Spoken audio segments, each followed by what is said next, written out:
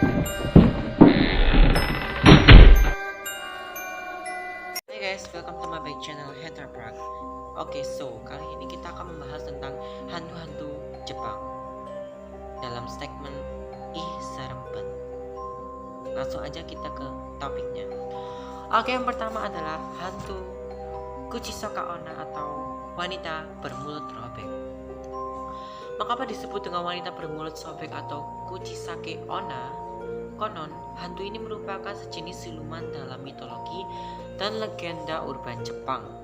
Ia berwujud seorang wanita yang selalu menutup mulutnya yang robek. Jadi kalau rekayasa ilustrasinya tuh kayak maskeran juga mungkin.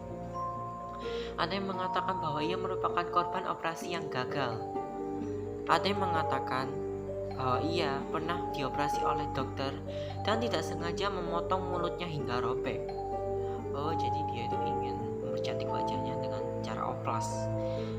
Tetapi dokter salah mengoperasi atau tidak sengaja merobek mulutnya, guys. Sehingga wanita itu histeris dan marah, kemudian membunuh dokter tersebut. Wanita tersebut kemudian dibunuh oleh penduduk kota dan menjadi hantu penasaran. Konon ia sering berjalan-jalan di tempat yang sepi, dan apabila berjumpa dengan orang yang ditemuinya, maka ia akan menanyakan, apakah saya cantik? Bila orang menjawabnya ya, maka ia akan membuka maskernya dan bertanya kembali. Bahkan bila seperti ini, biasanya karena terkejut dan takut, kemudian menjawab tidak, maka akan dibunuh. Konon katanya jika menjawab ya dengan ragu-ragu, maka Kuchisake Onna atau wanita bermulut robek tersebut akan mengikuti kalian sampai rumah dan akan membunuh kalian. Ada yang mengatakan, konon katanya mengatakan kalau kalian memberikan permen keras, dia akan pergi menjauh karena permen keras adalah kesukaan Kuchisake Onna atau Kuchisake Onna. Dan juga jika kalian ingin menghindari pertanyaan tersebut, alangkah lebih baik kalian mengatakan biasa saja, oh B aja gitu, kayak B aja gitu lah. Tapi itu tidak menutup kemungkinan Kuchisake Onna untuk membunuh kalian. Lalu bagaimana cara menghindari menurut kalian? Next. Oke, yang kedua ada Yuki Onna, hantu wanita salju. Siapa nih suka putri salju? Kali ini adalah versi Jepangnya, itu hantu wanita salju, Yuki Onna. Yuki Onna tergolong pada siluman wanita salju. Hantu ini konon berwujud cantik sekali, dengan rambut hitam terurai panjang. Namun ia akan membunuh pemuda-pemuda yang tertarik pada dirinya. Dan konon pemuda yang dibunuh itu akan membeku. Ya namanya aja putri salju, guys. Tapi pada akhirnya Yuki Onna ini mencair berkat kehangatan hati seorang pemuda bernama Mokishi.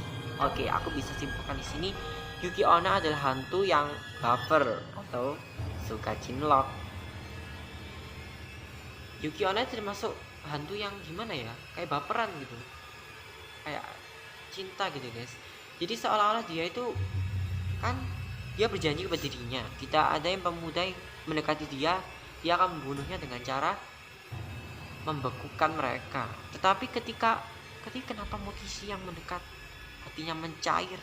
Why? Apakah cinta bisa mengalahkan semuanya? Anjay. Oke, kembali. Next, yang ketiga adalah Sadako.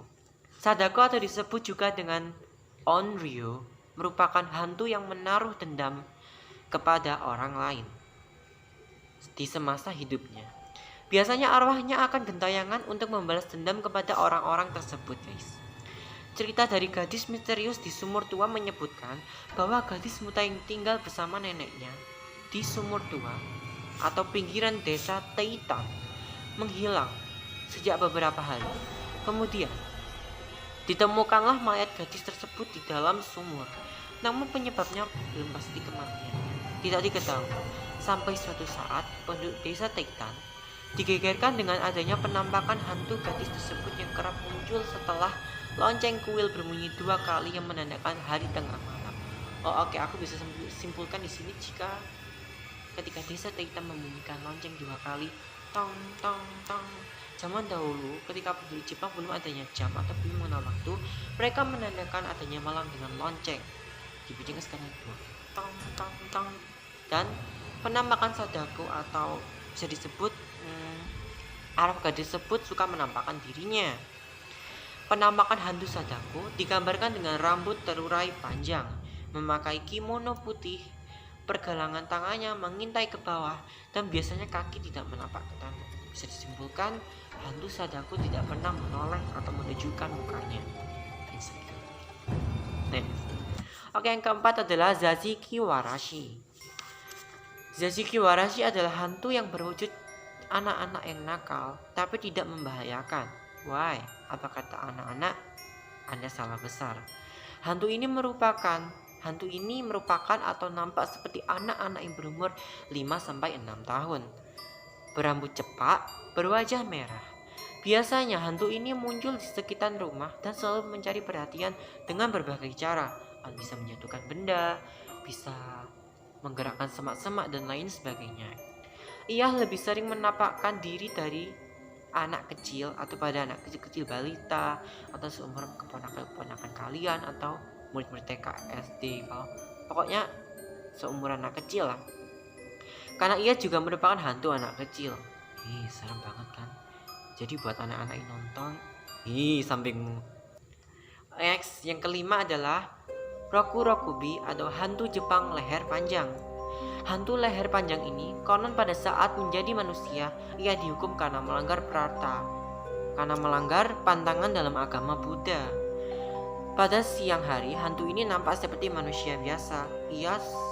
Ia bisa berbaur dengan masyarakat seperti gimana kabarmu? Berbaur dengan masyarakat gitulah guys, seperti biasa. Dan bahkan ada yang mempunyai suami atau istri guys.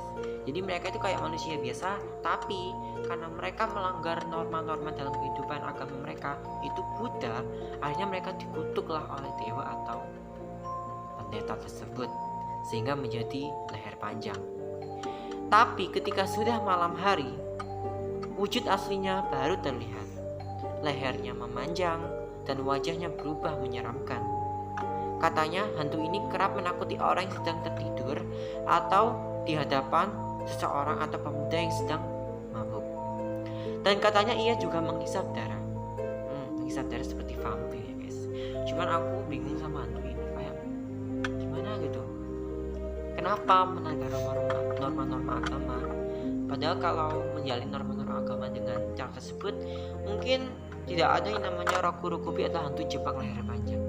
Tapi kembali ke cerita urban legend hantu Jepang atau keyakinan orang-orang Jepang, kita nggak tahu atau kita nggak bisa mengabaikan cerita-cerita tersebut benar atau tidak. Aku kembalikan kepada kalian, terserah kalian menganggap ini cerita hoax atau fakta, tetapi kalian bisa mengambil hikmahnya. Oke, aku mau tanya dari kalian, mana dari 5